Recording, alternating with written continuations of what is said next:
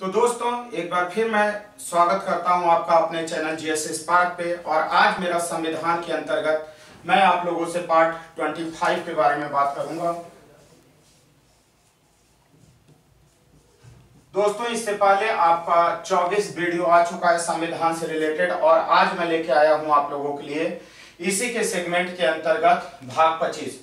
और आज मैं आप लोगों से बात करने वाला हूं भारतीय संविधान के बारे में। और भारतीय संविधान के अंतर्गत आज का मेरा जो टॉपिक है वो दो अनुच्छेद के बारे में हम लोग बात करेंगे, अनुच्छेद 23 और अनुच्छेद 24। अनुच्छेद 23 और 24 आप लोग अच्छी तरीके से जानते हैं कि हमारे भारतीय संविधान का अनुच्छेद 23 और 24 ये दोनों जो है कि शोषण के विरुद्ध अधिकार के से संबंधित है। शोषण के विरुद्ध अधिकार किससे दोस्तों? शोषण। तो अगर बात किया जाए शोषण किसे कहा जाता है, इसको दो अनुच्छेद में परिभाषित किया गया है हमारे भारतीय संविधान के अंतर्गत। सबसे पहले बात मैं करूंगा आप लोगों से भारतीय संविधान का अनुच्छेद 23। और भारतीय संविधान का अनुच्छेद 23 बताता है कि अनुच्छेद 23 के अंतर्गत मानव का दुर्व्यापार और बेगारी तथा इसी प्रकार अन्य बलात् श्रम, यानी तीन वर्ड आप लोगों के सामने आ रहे हैं। दुर्व्यापार यानी मनुष्य का खरीद फरोख्त करना। आप अच्छे तरीके से जानते हैं कि भारत देश के अंदर बहुत सारे लोग ऐसे हैं जो स्त्रियों और बच्चों का दुर्व्यापार करते हैं, यानी उनकी खरीद फरोख्त करते हैं। बेगारी का मतलब होता है काम करा के पैसा न देना। अगर किसी भी व्यक्ति से काम कराया जाता है और काम के बदले उसको उचित मूल्य नहीं दिया जाता है दोस्तों, तो उसे हम किस नाम से जानते हैं? बेगारी।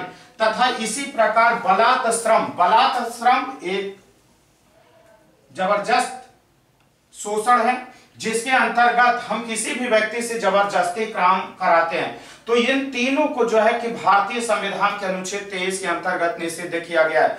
दोस्तों मैं बता दूं, मौलिक अधिकार के अंतर्गत हमारे भारतीय संविधान में मात्र दो ऐसे अनुच्छेद हैं जिनको दंडनीय अपराध के अंतर्गत घोषित किया गया है। और वह आपका सबसे पहला आप देखेंगे भारतीय संविधान का अनुच्छेद 17 जिसमें अस्पृश्यता के अंत के बारे में बताया गया है। और उसके बाद 23 और 24 को भी दंडनीय अपराध के अंतर्गत घोषित किया गया है अगर कोई भी व्यक्ति इस तरीके का कार्य करता है।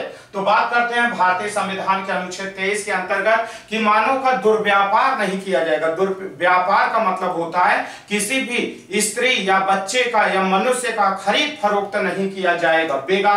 बेगारी नहीं कराई जाएगी, मतलब काम करा के पैसा न देना। और इसी प्रकार दोस्तों बलात् श्रम का मतलब होता है जबरदस्ती कार्य कराना, बिना मूल्य दिए हुए कार्य कराना। इसको प्रति निषिद्ध किया गया है, यानी इसको भारतीय संविधान के अंतर्गत मना किया गया है। लेकिन दोस्तों अनुच्छेद 23 के अंतर्गत प्राप्त संरक्षण राज्य तथा व्यक्ति दोनों के विरुद्ध प्राप्त है। गौर करिएगा, यानी ये आप अच्छी तरीके से जानते हो कि जो हमको मौलिक अधिकार दिए गए हैं वह राज्य के विरुद्ध दिए गए हैं, लेकिन यह एक ऐसा अधिकार है जो राज्य और व्यक्ति दोनों के विरुद्ध है। यानी किसी भी व्यक्ति का शोषण करने का अधिकार न तो राज्य को प्रदान किया गया है न तो व्यक्ति को प्रदान किया गया है। यहीं पे एक बात बताना चाहूंगा कि जो आवश्यक कार्य है भारतीय संविधान का अनुच्छेद 33 इसके अपवाद के बारे में बताता है। यह बताता है कि जो लोक नियोजन में लगे हुए सरकारी अधिकारी हैं, कर्मचारी हैं, जैसे आपके सैनिक हो गए, आपका इंटेलिजेंस ब्यूरो में कार्य करने वाले लोग हो गए, ऐसे लोग जो भारत की रक्षा कार्यों में लगे हुए हैं उनको जो है कि कार्य करने के लिए विवश किया जा सकता है भारतीय संविधान के अनुच्छेद 33 के अंतर्गत। यानी इसके अपवाद की बात किया जाए जो हमारे भारतीय संविधान का अनुच्छेद 23 है, जो शोषण के विरुद्ध अधिकार बताता है कि किसी भी व्यक्ति से गलत कार्य नहीं कराया जा सकता, बेगारी नहीं कराई जा सकती, बलात् श्रम नहीं कराया जा सकता, या उससे जो है कि हम लोग मानव दुर्व्यापार उसका नहीं किया जा सकता। इसका अपवाद है कि राज्य अगर चाहे तो राष्ट्र हित में सैनिकों से, इंटेलिजेंस ब्यूरो में काम करने वाले लोगों से, या भारत के जो सैनिक मामले से जुड़े हुए लोग हैं, जो सैटेलाइट उनका नियंत्रण करते हैं, ऐसे लोगों से भारत सरकार चाहे तो जबरदस्ती कार्य करा सकती है।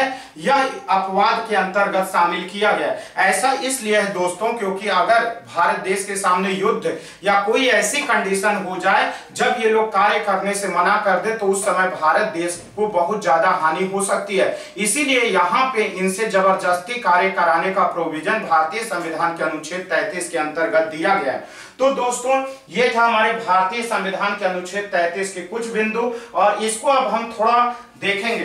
दास प्रथा का अंत किया गया। दोस्तों दास प्रथा का अंत तो इससे पहले ही कर दिया गया था, लेकिन अभी भी कुछ जगहों पे भारत देश की आजादी के बाद भी दास प्रथा मौजूद थी। आप कहोगे दास प्रथा क्या होती है? दास प्रथा का मतलब होता है कि किसी भी आदमी को खरीद लिया जाए और उसको बिना पैसा दिए हुए जब उससे लगातार कार्य कराया जाता है तो उसी को कहा जाता है दास प्रथा।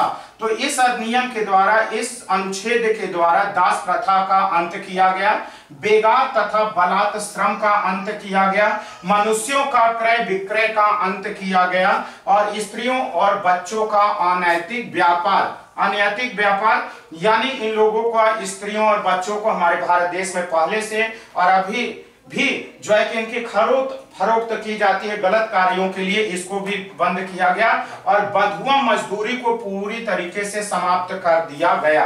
दोस्तों ये जो हमारे भारत देश में संविधान का अनुच्छेद जोड़ा गया था, इस मुख्य उद्देश्य इसका था कि जो हरिजन थे, जो गरीब व्यक्ति थे, जो शोषित समाज था, भारत देश की आजादी मिलने के बाद भी इनके साथ शोषण बड़े पैमाने पे जारी था। इसीलिए हमारे भारतीय संविधान के अनुच्छेद 35 के अंतर्गत इसमें शक्ति भी दी गई है संसद को कि वह समय समय पे क्या कर सकता है, इसके लिए दंड बना सकता है।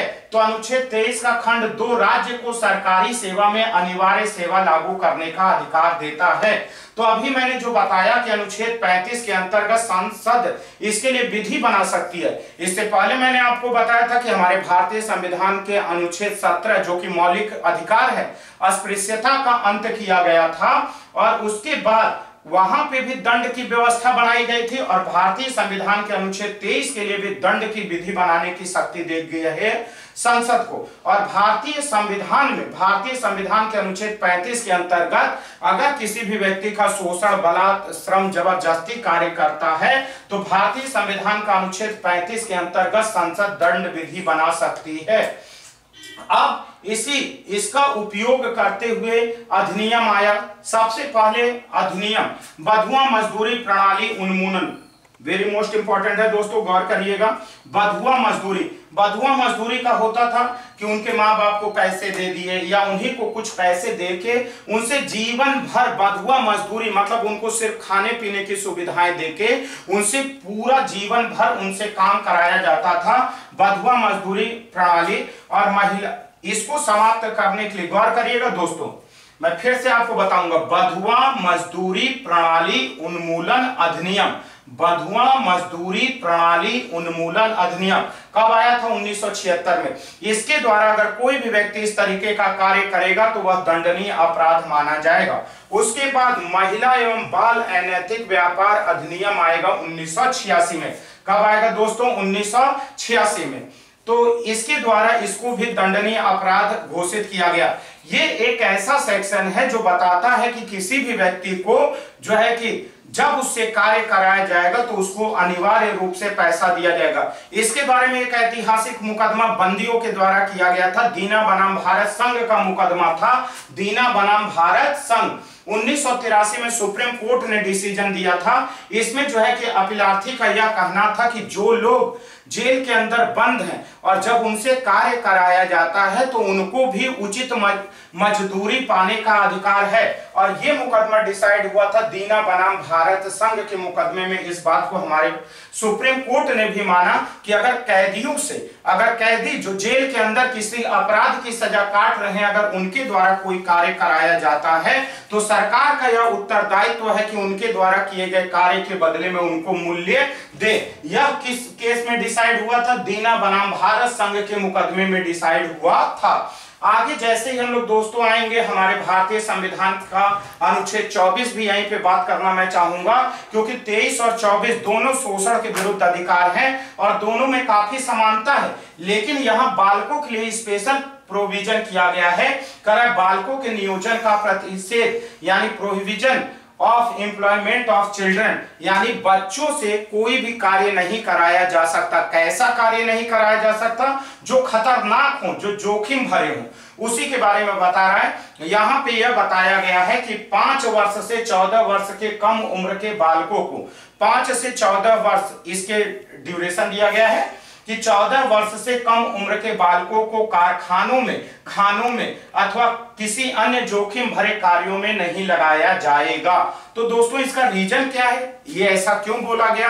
आप सभी लोग एक चीज अच्छी तरीके से जानते हो, आप लोग एक चीज अच्छी तरीके से जानते हो कि जो बालक होता है उसका मन एवं मस्तिष्क बहुत ही कोमल होता है। अगर उनकी शारीरिक दशा की भी बात किया जाए तो वह बड़े लोगों की अपेक्षा काफी कमजोर होते हैं। अगर ऐसे कंडीशन में उनका बचपना अगर हम खतरनाक कार्यों में लगा देते हैं तो उनके मन एवं मस्तिष्क पे इसका बुरा प्रभाव पड़ता है। इसीलिए हमारे भारतीय संविधान के अनुच्छेद 24 में स्पष्ट रूप से मना कर दिया गया है कि किसी भी बालक को जिसकी उम्र 14 वर्ष से कम है उसको कभी भी खतरनाक कार्यों में नहीं लगाया जा सकता।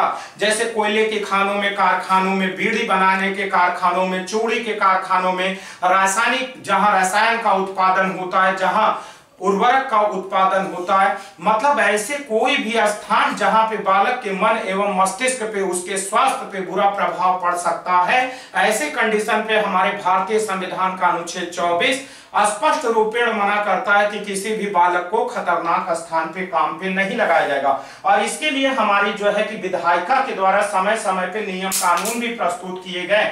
सबसे पहला जो इसके बारे में 10 अक्टूबर 2006 को अधिनियम आया, केंद्र सरकार द्वारा बलात् श्रम प्रतिषेध एवं विनिमय अधिनियम 1986 आया।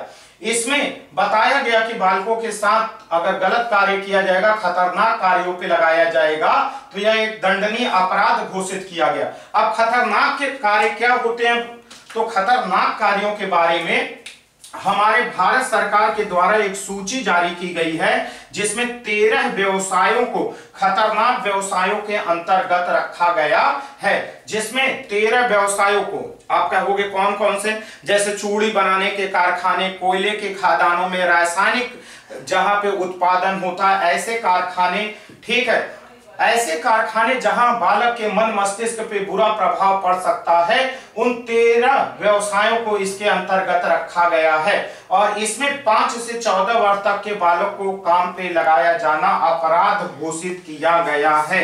हमारे भारतीय संविधान के अंतर्गत अपराध भी घोषित किया गया और इसको दंडनीय भी बनाया गया है। मैंने दोस्तों पहले ही बताया था आपको कि हमारे भारतीय संविधान के अनुच्छेद 17, उसके बाद 23 और 24 ये ऐसे कार्य हैं कि अगर इनका उल्लंघन या तो व्यक्ति करता है या तो राज्य के द्वारा किया जाने पे इसको दंडनीय अपराध के अंतर्गत घोषित किया गया है। और इसमें अगर दंड के प्रावधान की बात किया जाए तो अगर कोई भी व्यक्ति इस तरह के कार्य में लिप्त पाया जाता है जो 14 वर्ष से कम उम्र के बालक को होटल पे, खानों में, कारखानों में, खदानों में लगाता है तो 3 माह से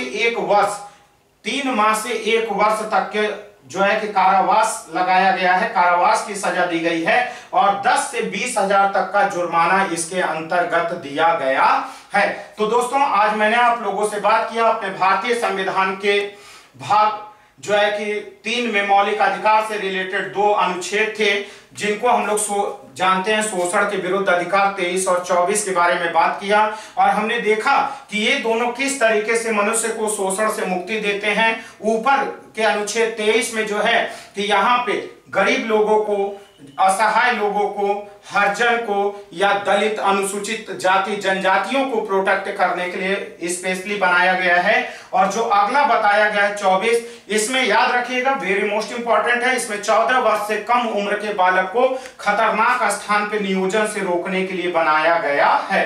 तो दोस्तों अगर आपको मेरी वीडियो पसंद आई हो तो इसको मेरे चैनल को सब्सक्राइब और लाइक करना ना भूलें। और आने वाले सेगमेंट में अगला सेगमेंट हमारा होगा जिसको आप पार्ट 26 के नाम से जानेंगे और इसमें मैं आपके लिए लेके आऊंगा अनुच्छेद 25, 26, 27, 28, 29, 30 यानी इसके बारे में हम लोग बात करेंगे और स्पेशली इसको भी मैं 2 पार्ट में बांटूंगा।